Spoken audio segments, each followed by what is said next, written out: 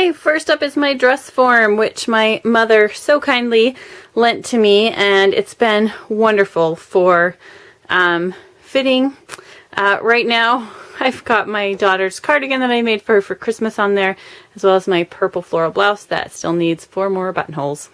So on the shelf above are a bunch of rocks and shells from our collection, and some random extension cords. There's also an old Singer sewing machine, which I think is just a really neat thing to have. My 10-year-old daughter believes that it's hers, so that's where that is stored. Below this shelf and by the dress form is my cutting table. So right now you can see a project laid out on the cutting table. I don't cut a lot of garments on this table because usually I have so much fabric. I will do it on the floor or in my kitchen. I have a really large counter space that I will use sometimes too, but where I'm just doing a knit t-shirt, the fabric fits on here because it's just over a yard, so that's nice. I've got what I use as a magnet pin holder up there on the support for the shelf. There's Christmas quilt projects there and some hoops, as well as my husband's remote controlled airplane, because I share the space with him. And yes, it makes me very nervous that he has fuel in it and oil and everything else that can drip onto my fabric, so I just have to watch it closely and take a deep breath because I'm sharing. So over here are my boxes of supplies, felt, there's some fabrics that are for certain projects up there, some cross-stitch stuff, ribbon lace, Wonder Under, interfacing, that kind of thing. Things for patches and binding are also stored up there. Fasteners, zippers. I have all my sewing books and my paper patterns there. These are apparel fabrics for the most part in these crates above. And let me just reposition, well, we'll just go across. Then here are some more apparel fabrics and some quilting cottons. Above are my daughter's, in that pink box, and the white box above and the bags and stuff are my daughter's sewing things. And then I've got some fiber fill. Anyway, the next thing is just a box with some, what is that called? The cross-stitching fabric and some vinyl.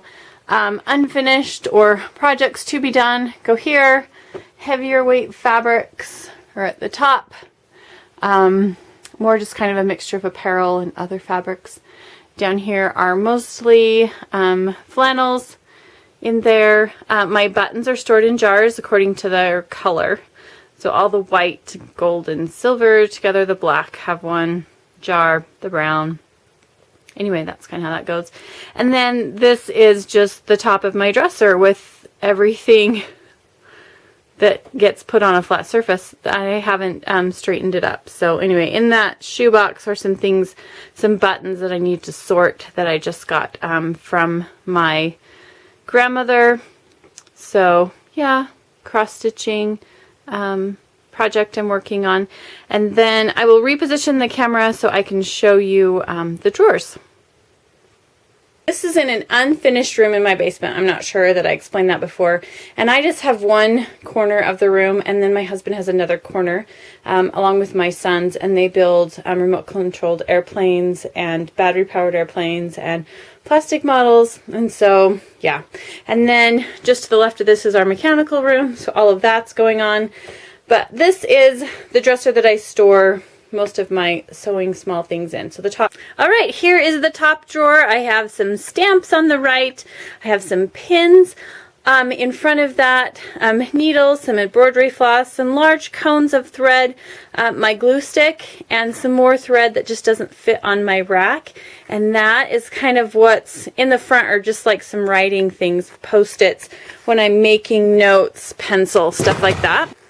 The next drawer is patterns. So they barely fit in this drawer, and so it's hard to close. But that's the patterns that I have in that drawer. Okay, the third drawer. I've got some yarn and other, and little, like for knitting, and then some really small yarn and threads. Some fat quarters. These are all my costume patterns. for Halloween costumes and things like that. And that's the third drawer. All right, the last drawer is very random. It's mostly quilting things and a couple of embroidery things. These are quilt tops that I have yet to finish and some fabrics for some charity quilt, some basket making stuff there that I inherited that I wanted to use actually to make a rug, and there it sits. Anyway. Then we come across to my desk. My laptop is usually here because I'm watching movies, listening to podcasts and such. So this is my Bernina 1008 and my sewing machine table. So this works really well, and I love my machine. I've had it for 17 years and it just keeps going. So next is just this yellow cart. On the top shelf I have my current projects and the next projects I'm working on. Underneath are some continuing projects that I do. I make laundry bags for graduation gifts, and so throughout the year my mom and we do it together, are finding denim and things to make those out of. And so that's just where I put them until I'm actually going to make them. The bottom is a hot mess. There's a box with scrap fabric and there's a box with scrap quilt batting. And then that bag is a project that I would like to do. I am a Cub Scout leader and we need some like painting and project smocks to keep our clothes clean while we're painting and whatever. So that's what that is, as well as some mending that needs to be done.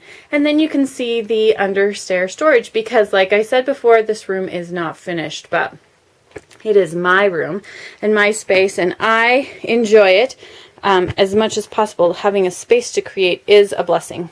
All right, that is my sewing space where I am creating. If you have any videos or information about your sewing space or your creative space, I would love to take a look at that. So leave me a link below.